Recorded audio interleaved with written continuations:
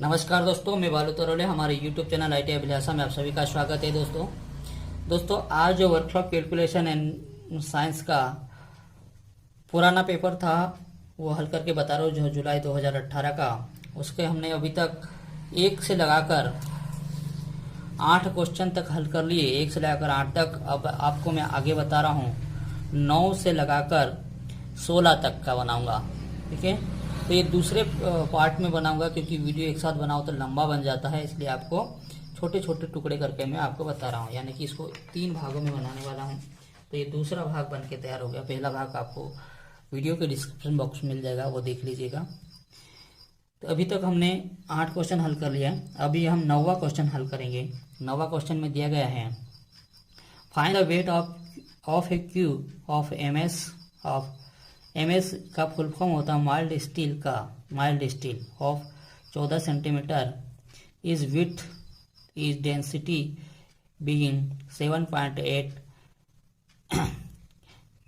ग्राम metre प्रति CC, यानी कि मीटर की घात 3 दिया गया है। उसमें आपके पास 21.4 kg और 2.14 kg, 0.214 kg, 1.528 kg। आपको इसमें बताया गया है कि जो एमएस रॉड है या एमएस प्लेट है तो वो उसका वेट कितना होगा वो आपको बताना है। लेकिन आकृति आपको किस प्रकार की दी है? क्यूब का मतलब होता है घन जैसी आकृति में दिया है। तो इसका अगर आप हिंदी अनुवाद करेंगे, एक घन का वजन ज्ञात कीजिए जिसकी लंबाई है ना, प्रत्येक लंबाई मतलब प्रत्येक भुजा की लंबाई 14 सेंटीमीटर और घनत्व 7.8 मीटर घात 3, इस प्रकार से दिया गया है। तो उसके लिए आप लोगों को मैंने देखिए एक घन बनाया है। ये जो है माइल्ड स्टील का है। ये घन किसका है? माइल्ड स्टील, पूरा ठोस है ना। इसकी प्रत्येक भुजा की लंबाई 14 सेंटीमीटर। ये हमने चित्र बनाया, हमारे हिसाब से आप भी बना सकते हैं। तो आपको सबसे पहले इसका आयतन निकालना पड़ेगा, घन का आयतन, क्योंकि अगर भार आपको निकालना होगा तो भार बराबर आयतन इंटू घनत्व होता है। ठीक है, भार बराबर आयतन इंटू घनत्व होता है। तो हमको इसको आयतन निकालना है, तो हम घन के आयतन का सूत्र लगाएंगे। तो यहाँ पे देखिए घन का आयतन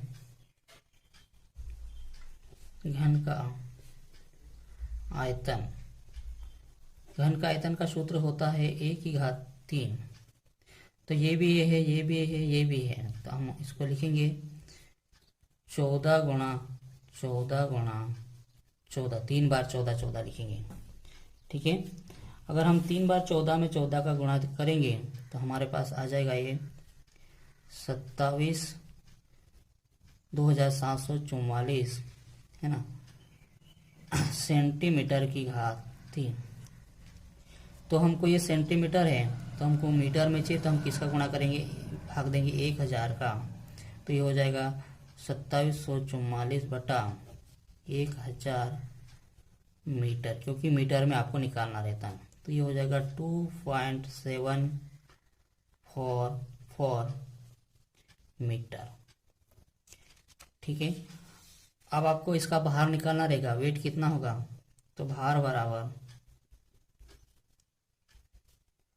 आयतन गुणा घनत्व को हम डेंसिटी भी बोला जाता है। तो आप लोगों ने देखा घनत्व हमारे पास 7.8 दिया है। तो हम लिखेंगे आयतन हमारे पास आ गया 2.744 गुणा घनत्व हमारे पास दिया गया 7.8।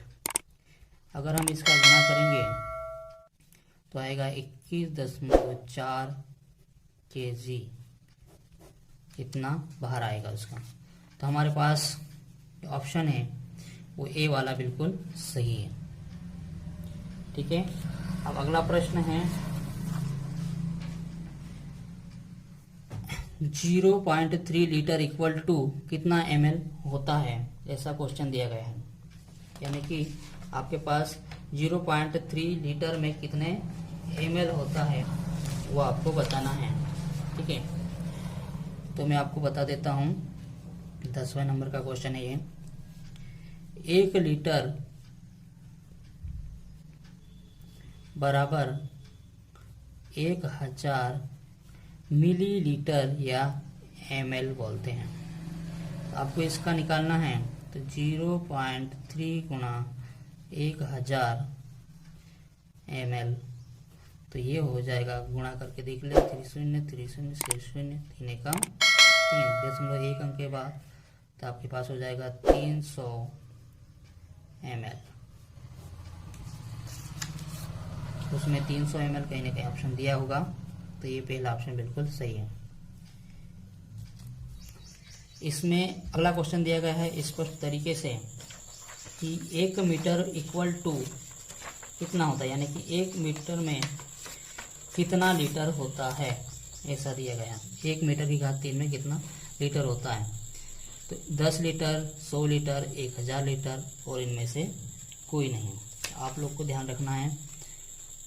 11वें नंबर का क्वेश्चन है। 1 मीटर बराबर 1000 लीटर होता है।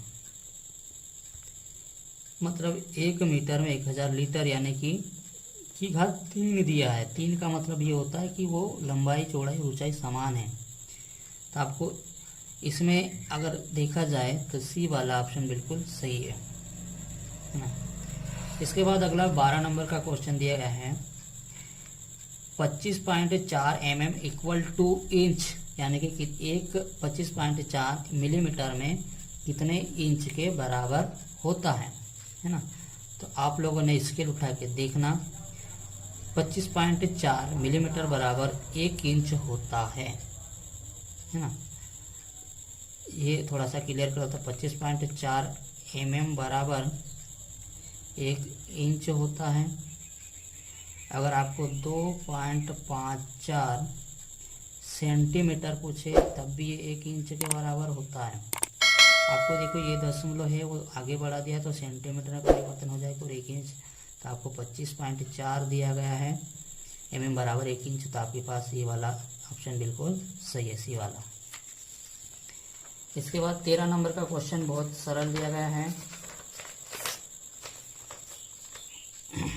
13 नंबर का क्वेश्चन, इन ए 90 kg वेटिंग और नॉन फेरस कास्टिंग मटेरियल है ना, कॉपर, टीन और जिंक है। इज द रेशो, यानी कि अनुपात दिया है 6:3:1।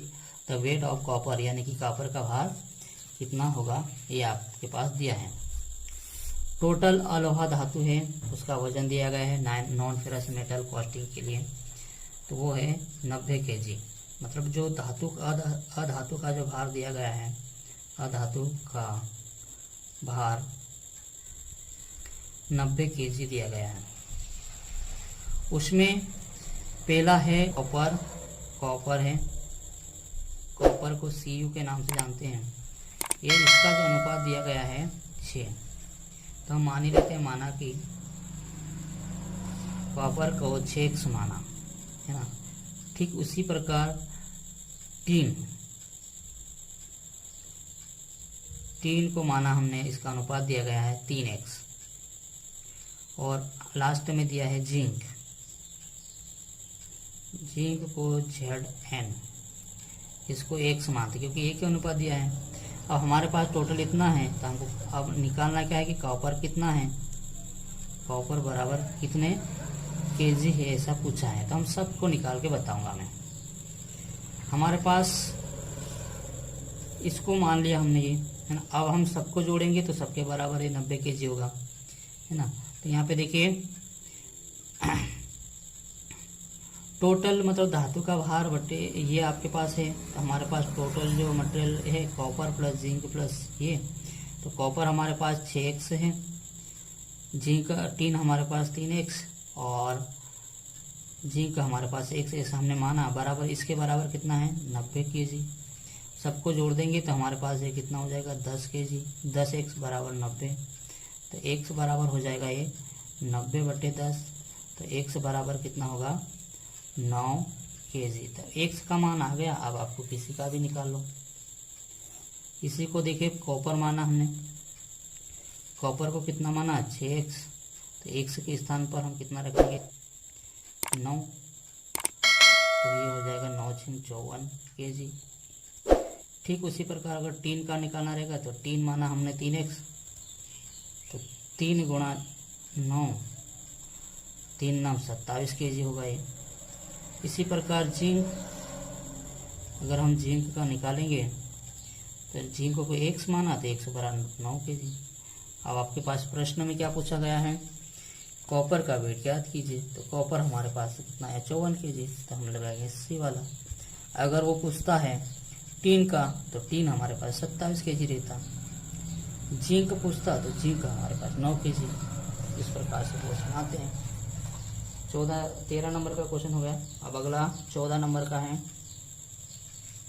बहुत ही आसान प्रश्न है, ठीक है, आप लोग भी इसको देखिएगा। 14 नंबर का,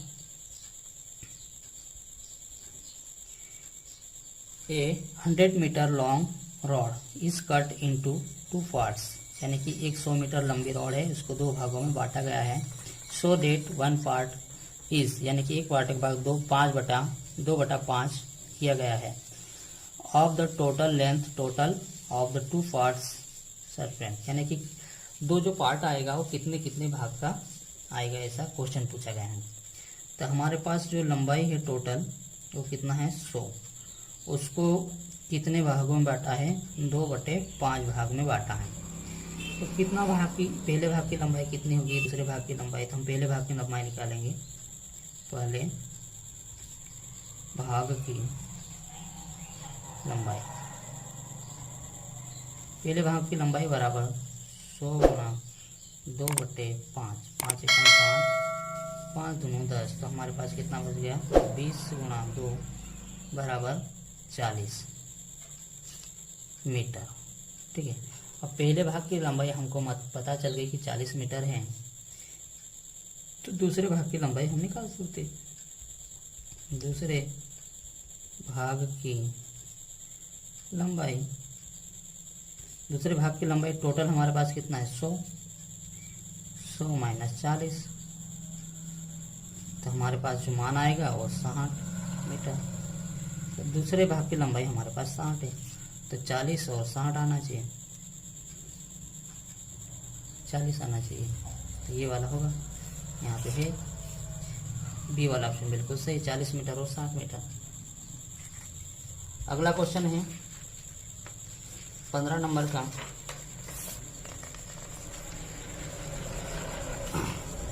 ये जो मान दिया है प्रोडक्ट ऑफ 2/2 सही 1/2 एंड 3 सही 1/2 इज इक्वल, कितने, ये किसके बराबर होगा। 4 ऑप्शन दिया, 6.5, 7.75, 8.75 और 8.125, ठीक है। तो ये आपके पास सवाल दिया गया है, बहुत ही आसान है, ठीक है। तो हमारे पास दिया गया है, देखिए 2 सही 1/2 और एंड दिया 3 सही 1/2, किसके बराबर होगा वो हमको निकालना है। तो हम उसको हल करेंगे। 2 सही 1/2 गुणा 3 सही 1/2, तो गुणा कर देंगे, 2 दूनी 4 और 1 5/2, 3 दूनी 6 और 1 7/2, गुणा ऊपर होगा 7 पंजे 35/4, हम भाग देंगे 35 में 4 का, तो 4 8 32, ऐसे घटाएंगे 3 बचेगा, ऊपर 10 में लगा के 0, 4 7 28, 2 बचेगा, फिर 0, 4 पंजे 20। तो इसका आंसर आना चाहिए 8.75। तो हमारे पास कितना है 8.75 होना चाहिए। 8.75 यानी कि सी वाला ऑप्शन बिल्कुल सही है, ठीक। अगला क्वेश्चन है 16 नंबर का। If a pump can raise, मतलब जो पंप है वो 100 litre of water per minute, यानी कि 1 मिनट में वो 1000 लीटर पानी खींचता है और हाइट इसकी है 45 मीटर, यानी कि to a height of 45 metre. Then is horse power of the pump, यानी कि पंप की अश्व शक्ति कितनी है। यदि कोई पंप प्रति मिनट 100 लीटर पानी 45 मीटर की ऊंचाई तक बढ़ा सकता है तो पंप की अश्व शक्ति ज्ञात कीजिए। ऐसा यहाँ पे दिया गया है। तो 16 नंबर का क्वेश्चन बहुत आसान है, जो दिया है हम उसे लिखें। आपके पास पंप द्वारा पानी उठाया गया है तो उसे हम बल कहेंगे। बल लगा रहा हो 100 लीटर पानी उठाने के लिए, ठीक है। इसके बाद कितना विस्थापन किया, कितने मीटर की दूरी चला, तो विस्थापन या विस्थापन, ठीक है। विस्थापन में 45 मीटर की दूरी को लेके गया है, ठीक है। इसके बाद उसकी अश्व शक्ति ज्ञात करना है, हॉर्स पावर, ठीक है, ये ध्यान रखना, अश्व शक्ति इसकी पंप की, ये हमको बताना है और एचपी में बताना है, ठीक है। तो इसके लिए ये 4 ऑप्शन 9 एचपी, 10 एचपी, 24.3 एचपी और इनमें से कोई नहीं। तो ये बहुत इंपॉर्टेंट फार्मूला है, आप लोग ध्यान रखना है। किसी भी अश्व शक्ति का फार्मूला है अश्व शक्ति यानी कि एचपी बराबर बल इंटू विस्थापन बटा समय सेकंड में लेना है गुणा 75 ना। ये आप लोग को मैट्रिक प्रणाली में जब यहाँ मीटर दिया होगा तब लेना है ना, इंच फुट दिया होगा तो वो आपको नहीं लेना है यहाँ पे 45, ठीक है। बल हमारे पास 1000 लीटर का लगा है, विस्थापन किया हमने 45 मीटर की दूरी, और यहाँ पे स्पष्ट दिया है कि पर मिनट यानी कि 1 मिनट में 60 सेकंड होते हैं, तो हम 60 लिखेंगे और गुणा 45, सॉरी 75, 1 शून्य से 1 शून्य काट दो। 100 में 45 का गुणा करेंगे तो ये हो जाएगा 4500। 6 में अगर 75 का गुणा करेंगे तो 450 होगा। अगर हम इसको भाग देंगे इस शून्य से शून्य काट के तो हमारे पास 45 से कम 45, 45 से कम 45 यानी कि 10 बार, तो हमारे पास कितना है 10 एचपी। ये आंसर हमारा बिल्कुल सही होगा। तो ये कितना है 10 एचपी आया है। तो दोस्तों ये दूसरा पार्ट कैसा लगा जरूर बताएगा, अच्छा लगा तो लाइक कीजिएगा और हमारे चैनल को सब्सक्राइब जरूर कीजिएगा। जय हिंद।